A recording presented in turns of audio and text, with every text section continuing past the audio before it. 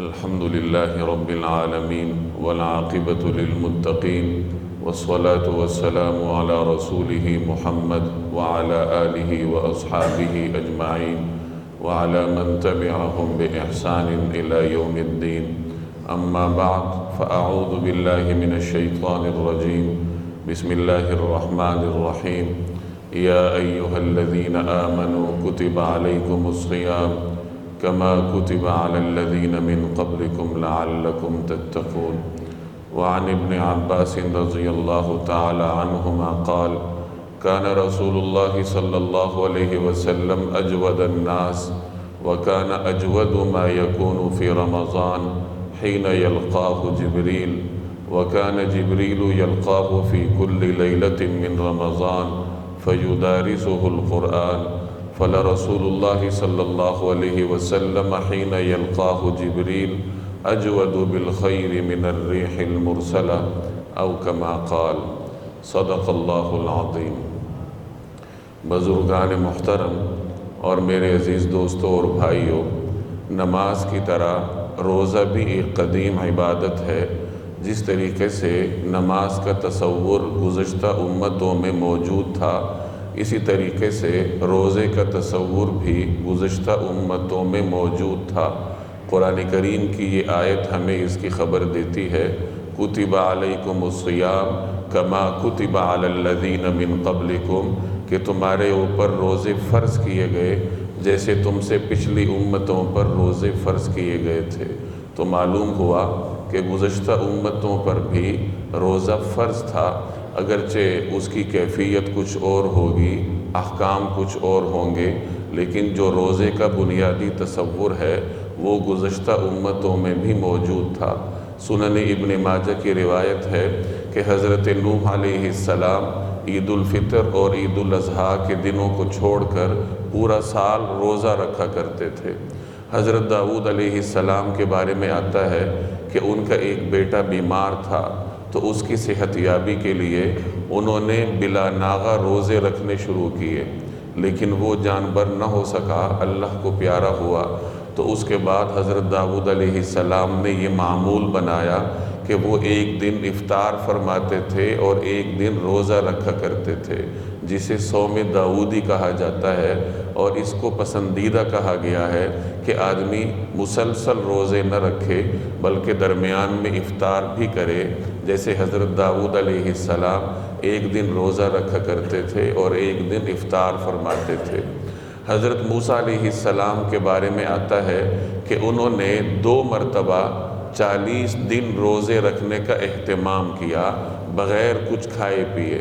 پہلی مرتبہ جب انہیں تورات ملی تھی تو بطور شکرانے کے انہوں نے 40 دن تک بغیر کچھ کھائے پیے روزے رکھنے کا اہتمام کیا. اور دوسری مرتبہ جب ان کی قوم شرک میں مبتلا ہوئی تھی تو حضرت موسیٰ علیہ السلام نے بطور استغفار کے دوبارہ 40 دن بغیر کچھ کھائے پیے روزے رکھنے کا اہتمام کیا. اسی طریقے سے حضرت عیسیٰ علیہ السلام سے بھی 40 دن تک روزہ رکھنا منقول ہے. یہ مختلف انبیاء کرام کا طرز عمل ہے جس کو علماء کرام نے نقل کیا ہے، اور اس سے یہ معلوم ہوتا ہے کہ گزشتہ انبیاء کرام اور ان کی امتوں میں روزے کا تصور موجود تھا. مسلمانوں میں روزے کا آغاز مکی زندگی سے ہوا تھا. چنانچہ جب ہجرت حبشہ ہوئی تو حضرت جعفر رضی اللہ تعالی عنہ نے نجاشی کے دربار میں جب خطاب فرمایا تو اس خطاب میں انہوں نے یہ بھی فرمایا کہ ہمارے پیغمبر ہمیں نماز اور روزے کا حکم دیتے ہیں. ہجرت حبشہ مکی زندگی میں ہوئی. جب ہجرت حبشہ کے وقت حضرت جعفر رضی اللہ تعالی عنہ نماز اور روزے کا ذکر فرما رہے ہیں تو اس کا مطلب یہ ہے کہ مکہ مکرمہ میں ہی مدینہ منورہ ہجرت سے پہلے ہی مسلمانوں کے اندر روزے کا رواج موجود تھا. چنانچہ بعض علماء فرماتے ہیں کہ یہ جو 10 محرم کا روزہ ہے یہ قریش مکہ بھی رکھا کرتے تھے. ممکن ہے کہ یہ دین ابراہیمی کی کوئی یادگار ہو جو کہ مکہ والوں کے اندر موجود ہو. بہرحال یوم عاشورہ کا روزہ قریش مکہ میں بھی موجود تھا اور مسلمان بھی یہ رکھا کرتے تھے۔ نبی کریم صلی اللہ علیہ وسلم رمضان کے روزوں کی فرضیت سے پہلے مسلمانوں کو 10 محرم کا روزہ رکھنے کی تاکید فرماتے تھے۔ آپ صلی اللہ علیہ وسلم رمضان المبارک کے علاوہ بھی مختلف روزوں کا اہتمام فرماتے تھے، چنانچہ ہفتے میں پیر اور جمعرات کے دن نبی کریم صلی اللہ علیہ وسلم روزہ رکھتے تھے۔ یہ ہفتہ وار 2 روزے ہیں جو رسول اللہ صلی اللہ علیہ وسلم مستقل طور پر رکھا کرتے تھے، اور ماہانہ بنیادوں پر آپ صلی اللہ علیہ وسلم 3 روزے رکھا کرتے تھے۔ ایام 20 کے 3 روزے، 13، 14 اور 15، یہ جو 3 دن ہیں ان کو ایام 20 کہا جاتا ہے کہ جن دنوں میں چاند روشن ہوتا ہے، تو ان دنوں کے روزہ جناب رسول اللہ صلی اللہ علیہ وسلم رکھا کرتے تھے، اور صحابہ کرام میں بھی ان 3 روزوں کا رواج تھا۔ آج بھی آپ عربوں کو دیکھیں گے کہ وہ پیر اور جمعرات کے روزے بھی رکھتے ہیں ہفتہ وار، اور ماہانہ بنیادوں پر ایام 20 کے روزے رکھا کرتے ہیں۔ یہ ہمارے ماحول میں اس سنت کی کمی ہے، تو کوشش کرنی چاہیے کہ اللہ جل جلالہ اس سنت کو زندہ کرنے کی بھی ہمیں توفیق دے۔ تو آپ صلی اللہ علیہ وسلم رمضان المبارک کے علاوہ ہفتہ وار اور ماہانہ بنیادوں پر یہ 2 قسم کے روزے رکھا کرتے تھے۔ رمضان المبارک کے مہینے کو رسول اللہ صلی اللہ علیہ وسلم نہایت اہتمام کے ساتھ گزارا کرتے تھے۔ مختلف طریقوں سے آپ صلی اللہ علیہ وسلم رمضان کا اہتمام فرماتے تھے، چنانچہ ایک تو رمضان کی آمد سے پہلے ہی آپ صلی اللہ علیہ وسلم اس کی تیاری فرماتے تھے۔ آپ حضرات نے ایک دعا سنی ہوگی کہ جب رجب کا چاند طلوع ہوتا ہے تو ایک دعا پڑھی جاتی ہے، اللہم بارک لنا فی رجب و شعبان وبلغنا رمضان، کہ یا اللہ ہمارے رجب اور شعبان میں برکت عطا فرما اور ہمیں رمضان تک پہنچا دیجئے۔ یہ دعا نبی کریم صلی اللہ علیہ وسلم نے صحابہ کو سکھائی، گویا کہ 2 مہینے پہلے سے ہی صحابہ کرام کے ماحول میں رمضان کی تیاری شروع ہو جایا کرتی تھی۔ اسی طریقے سے حضرت سلمان فارسی رضی اللہ تعالی عنہ کی ایک تفصیلی روایت ہے کہ شعبان کے آخری دن نبی کریم صلی اللہ علیہ وسلم نے صحابہ کرام کو جمع فرمایا اور ان کے سامنے ایک خطبہ ارشاد فرمایا کہ اے لوگو، تمہاری طرف ایک بڑا عظیم مہینہ متوجہ ہونے والا ہے، ایک بڑا عظیم مہینہ تمہارے اوپر سایہ فگن ہونے والا ہے۔ اور پھر اس تفصیلی روایت میں رمضان المبارک کے مختلف فضائل آپ صلی اللہ علیہ وسلم نے ذکر فرمائے، اور اس میں یہ بھی ارشاد فرمایا کہ یہ ایسا مہینہ ہے کہ اگر کوئی آدمی اس مہینے میں کوئی نیکی کا کام کرتا ہے تو اسے دیگر مہینوں میں فرض کرنے کا ثواب ملتا ہے، اور اگر کوئی آدمی اس مہینے میں فرائض پڑھتا ہے تو اسے 70 فرائض کا ثواب ملتا ہے۔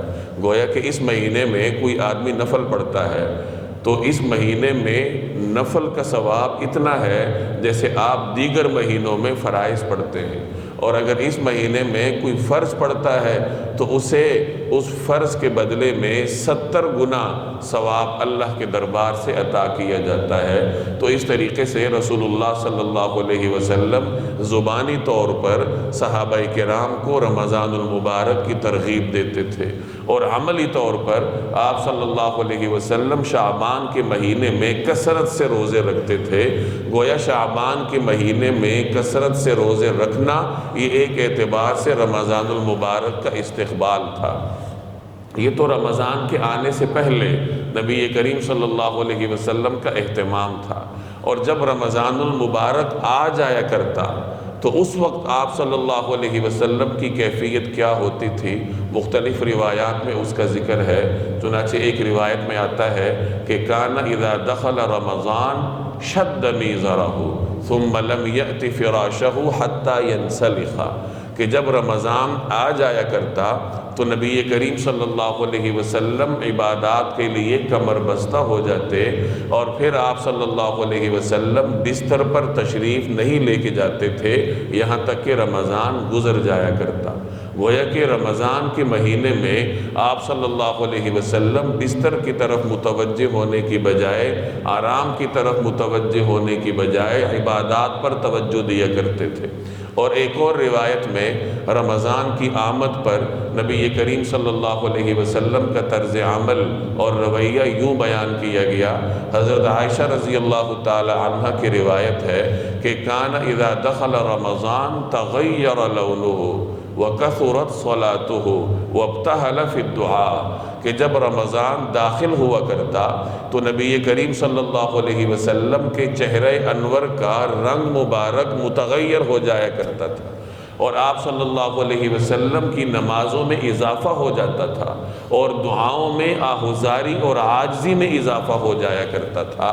تو تین قسم کی خصوصیات اس روایت میں منقول ہیں۔ پہلی خصوصیت یہ کہ رمضان داخل ہوتے وقت یا رمضان کی آمد کے وقت آپ صلی اللہ علیہ وسلم کا رنگ مبارک متغیر ہو جاتا تھا۔ محدثین فرماتے ہیں کہ یہ رمضان کے بارے میں آپ صلی اللہ علیہ وسلم کے اندرونی تفکرات ہوتے تھے کہ اس مہینے کی جو عظمت ہے اور اس میں جو اللہ کی عبدیت کرنی ہے، اللہ کی جو بندگی کرنی ہے، تو اس بندگی کے حوالے سے آپ صلی اللہ علیہ وسلم فکر مند اتنے رہا کرتے تھے کہ آپ کی فکر مندی کے اثرات آپ کے چہرہ انور پر یوں ظاہر ہوتے تھے کہ چہرہ انور کا رنگ مبارک متغیر ہو جاتا تھا، نمازیں بڑھ جاتی تھیں۔ چنانچہ فرائض کے علاوہ نوافل کے علاوہ آپ صلی اللہ علیہ وسلم رمضان میں ایک اضافی نماز پڑھتے تھے جس کو بعد میں تراویح کا نام دیا گیا۔ اسی طریقے سے دعا میں آہوزاری آپ صلی اللہ علیہ وسلم کی بڑھ جایا کرتی تھی۔ رسول اللہ صلی اللہ علیہ وسلم کی آہوزاری اور اللہ جل جلالہ کے ہاں عاجزی ویسی ہی معروف ہے، لیکن رمضان المبارک میں آپ صلی اللہ علیہ وسلم دعا میں آہوزاری میں اضافہ فرما دیا کرتے تھے۔ تو اس روایت سے ہمیں نبی کریم صلی اللہ علیہ وسلم کے رمضان المبارک کے بارے میں تین معمولات کا علم ہوا۔ پہلے نمبر پر رمضان کے بارے میں فکر مندی ہونی چاہیے۔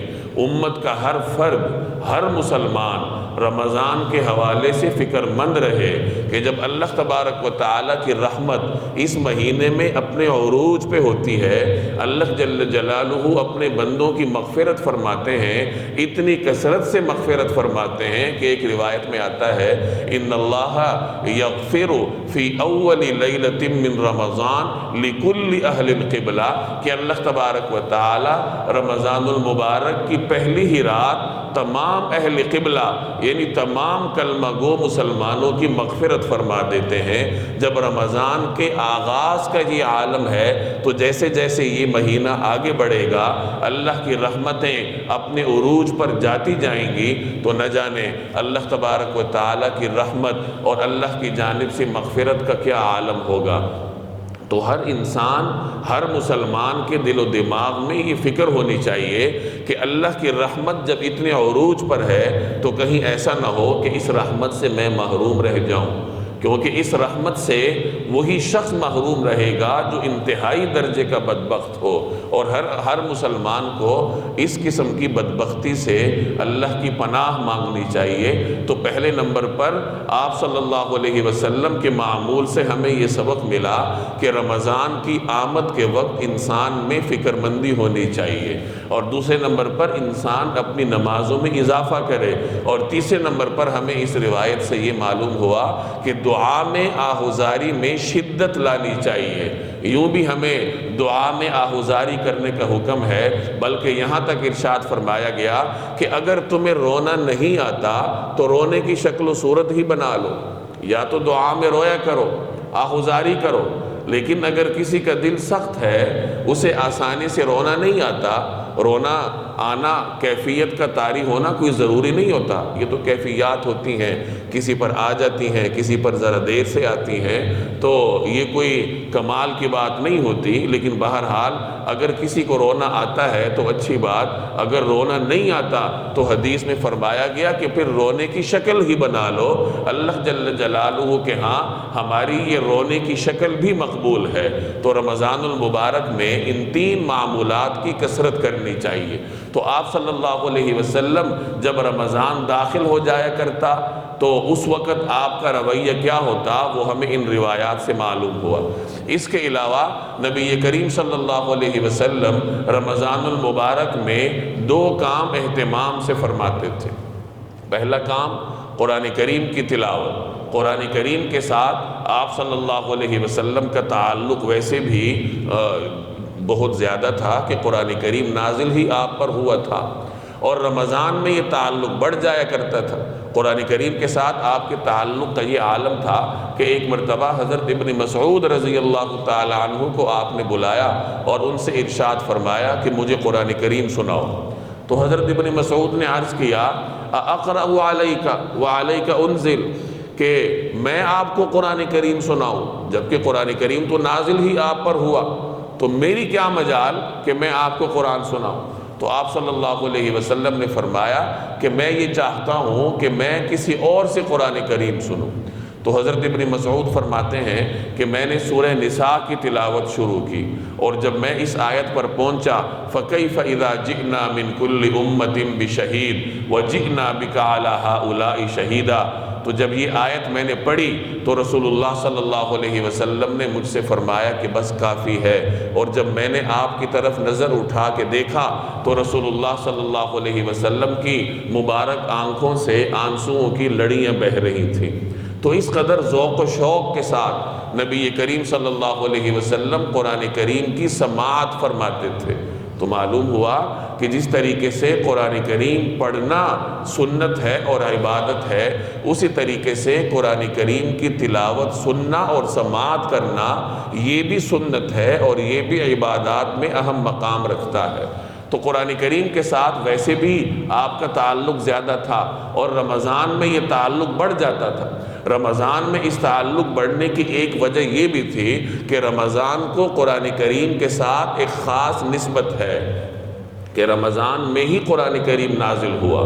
اِنَّا أَنزَلْنَاهُ فِي لَيْلَةِ الْقَدْرِ، کہ ہم نے اس قرآن کریم کو لیلۃ القدر میں نازل کیا، اور لیلۃ القدر رمضان میں ہوتی ہے، تو قرآن کریم کا نزول ہی رمضان المبارک میں ہوا۔ علماء کرام فرماتے ہیں کہ قرآن کریم 2 مرتبہ نازل ہوا ہے۔ پہلی مرتبہ قرآن کریم کا نزول لوح محفوظ سے آسمان دنیا پر ہوا۔ آسمان دنیا میں بیت عزت نام کا ایک مبارک مقام ہے، تو قرآن کریم پہلی مرتبہ آسمان دنیا پر بیت عزت میں نازل ہوا، اور دوسری مرتبہ آسمان دنیا سے رسول اللہ صلی اللہ علیہ وسلم کے قلب اطہر پر نازل ہوا۔ تو قرآن کریم کا نزول 2 دفعہ ہوا ہے۔ جو پہلی مرتبہ قرآن کریم کا نزول ہوا ہے لوح محفوظ سے آسمان دنیا پر، وہ ایک ہی مرتبہ پورے کے پورے قرآن کریم کا نزول ہوا۔ گویا پورے کا پورا قرآن کریم لیلۃ القدر میں لوح محفوظ سے آسمان دنیا پر اتارا گیا، اور اس کے بعد آسمان دنیا سے نبی کریم صلی اللہ علیہ وسلم کے قلب اطہر پر 23 سال کے عرصے میں وقفے سے ایک ایک آیت کر کے 2 آیتیں کر کے ایک سورت کر کے نازل ہوتا رہا۔ تو اس طریقے سے قرآن کریم کا نزول 2 مرتبہ ہوا ہے۔ اور اس میں حکمت کیا ہے؟ تو علماء کرام فرماتے ہیں کہ اس میں قرآن کریم کے شرف کی طرف اشارہ مقصود ہے کہ یہ اتنی عظیم کتاب ہے کہ اس کو اللہ نے 2 مرتبہ نازل فرمایا، پہلی مرتبہ آسمان دنیا پر اور دوسری مرتبہ آسمان دنیا سے جناب رسول اللہ صلی اللہ علیہ وسلم کے قلب اطہر پر۔ تو جب قرآن کریم لوح محفوظ سے آسمان دنیا پر لیلۃ القدر یعنی رمضان میں اترا ہے، تو اس کا مطلب یہ ہوا کہ رمضان کے ساتھ قرآن کریم کو خاص نسبت حاصل ہے۔ اور یوں بھی علماء کرام فرماتے ہیں کہ قرآن کریم کے نزول کا باقاعدہ آغاز جو آپ علیہ السلام پر ہوا وہ بھی رمضان المبارک میں ہوا۔ رسول اللہ صلی اللہ علیہ وسلم کو رسالت تو ربیع الاول میں ہی عطا کی گئی تھی۔ یہ تو آپ کو معلوم ہے کہ نبی کریم صلی اللہ علیہ وسلم کو 40 برس کی عمر میں پیغمبر بنایا گیا، اور آپ علیہ السلام کی ولادت کے بارے میں جو مشہور قول ہے وہ 12 ربیع الاول ہے۔ تو آپ علیہ السلام کی حیات طیبہ کے جو 40 سال پورے ہوئے وہ بھی 12 ربیع الاول کو پورے ہوئے، تو 12 ربیع الاول سے ہی نبی کریم صلی اللہ علیہ وسلم کو مبعوث کیا گیا، لیکن ابتدائی 6 مہینے نبی کریم صلی اللہ علیہ وسلم پر وحی قرآن کریم کی شکل میں نہیں اتری، بلکہ آپ علیہ السلام کو سچے خواب آیا کرتے تھے، جس کا ذکر صحیح بخاری کی روایت میں ہے کہ ابتدائی نبوت میں نبی کریم صلی اللہ علیہ وسلم کو سچے خواب آیا کرتے تھے۔ 6 ماہ تک یہ سلسلہ برقرار رہا، اور 6 ماہ کے بعد پھر قرآن کریم کے نزول کا آغاز ہوا۔ تو ربیع الاول کے بعد 6واں مہینہ رمضان کا ہے، تو رمضان کو قرآن کریم کے ساتھ 2 نسبتیں حاصل ہیں۔ پہلی نسبت یہ کہ لوح محفوظ سے آسمان دنیا پر جو پورے کا پورا قرآن کریم یکبارگی نازل ہوا وہ لیلۃ القدر میں ہوا، اور دوسری نسبت قرآن کو رمضان سے یہ ہے کہ رسول اللہ صلی اللہ علیہ وسلم پر قرآن کریم کے نزول کا آغاز بھی رمضان میں ہوا، اور یہ سلسلہ پھر 23 سال تک چلتا رہا، جب تک آپ صلی اللہ علیہ وسلم اس دنیا میں جلوہ افروز رہے۔ تو یوں قرآن کریم کو رمضان کے ساتھ خاص نسبت حاصل ہے، اور اسی نسبت کی وجہ سے نبی کریم صلی اللہ علیہ وسلم رمضان میں قرآن کریم کا خاص اہتمام فرماتے تھے۔ چنانچہ ایک روایت میں آتا ہے کہ حضرت جبریل رمضان المبارک کی ہر رات نبی کریم صلی اللہ علیہ وسلم کے پاس حاضر ہوتے تھے، اور رسول اللہ صلی اللہ علیہ وسلم کے ساتھ قرآن کریم کا دور فرمایا کرتے تھے۔ دور کا مطلب یہ ہے جیسے آپ دیکھتے ہیں کہ 2 حفاظ آپس میں ایک دوسرے کو قرآن سناتے ہیں، پہلے ایک پارہ سناتا ہے، دوسرا سنتا ہے، پھر دوسرا سناتا ہے، اور پہلا سنتا ہے، تو اس طرز عمل کو دور کہا جاتا ہے۔ اور یہ وہ مبارک عمل ہے جو نبی کریم صلی اللہ علیہ وسلم اور حضرت جبریل نے انجام دیا تھا۔ تو ہر رمضان رسول اللہ صلی اللہ علیہ وسلم حضرت جبریل کے ساتھ قرآن کریم کا دور فرماتے تھے۔ ہر سال رمضان میں 1 مرتبہ دور فرماتے تھے، اور جب آپ علیہ السلام کی حیات طیبہ کا آخری رمضان تھا تو اس آخری رمضان میں آپ صلی اللہ علیہ وسلم نے حضرت جبریل کے ساتھ 2 مرتبہ قرآن کریم کا دور فرمایا۔ تو رمضان المبارک میں نبی کریم صلی اللہ علیہ وسلم کا ایک خاص معمول قرآن کریم کے ساتھ تعلق تھا، اور دوسرا خاص معمول سخاوت تھی کہ آپ صلی اللہ علیہ وسلم کی سخاوت رمضان میں بڑھ جایا کرتی تھی۔ چنانچہ روایت میں آتا ہے کہ کان رسول اللہ صلی اللہ علیہ وسلم اجود الناس، کہ رسول اللہ صلی اللہ علیہ وسلم لوگوں میں سب سے زیادہ سخی تھے۔ وَكَانَ أَجْوَدُ مَا يَكُونُ فِي رَمَضَانِ حِينَ يَلْقَاهُ جِبْرِيلُ، اور اسی روایت میں آگے جا کر آتا ہے کہ فَلَرَسُولُ اللَّهِ صلی اللہ علیہ وسلم حِينَ يَلْقَاهُ جِبْرِيلُ أَجْوَدُ بِالْخَيْرِ مِنَ الرِّيحِ الْمُرْسَلَةِ، کہ جب آپ صلی اللہ علیہ وسلم رمضان میں جبریل سے ملاقات فرماتے تھے تو اس دورانیے میں آپ صلی اللہ علیہ وسلم کی سخاوت تیز چلتی ہوئی ہوا سے بھی زیادہ ہو جایا کرتی تھی۔ جیسے تیز ہوا چلتی ہے اور اس سے ہر مخلوق فیض یاب ہوتی ہے، انسان ہو، چرند ہو، پرند ہو، جمادات ہو، ہر چیز تک ہوا کے اثرات پہنچتے ہیں۔ اسی طریقے سے رمضان المبارک کے مبارک لمحات میں نبی کریم صلی اللہ علیہ وسلم کی سخاوت کے اثرات لوگوں تک پہنچا کرتے تھے۔ تو یہ 2 نمایاں معمولات ہیں رمضان المبارک کے حوالے سے کہ آپ صلی اللہ علیہ وسلم قرآن کریم کے ساتھ اپنے تعلق کو بڑھا لیتے تھے، اور دوسرے نمبر پر اپنی سخاوت میں مزید اضافہ فرما لیتے تھے۔ اسی طریقے سے سحری کے بارے میں آپ علیہ السلام کا یہ معمول تھا کہ رسول اللہ صلی اللہ علیہ وسلم سحری میں تاخیر فرماتے تھے، یعنی سحری آخری وقت میں فرماتے تھے، اور افطار میں عجلت کرتے تھے، افطار میں جلدی کرتے تھے۔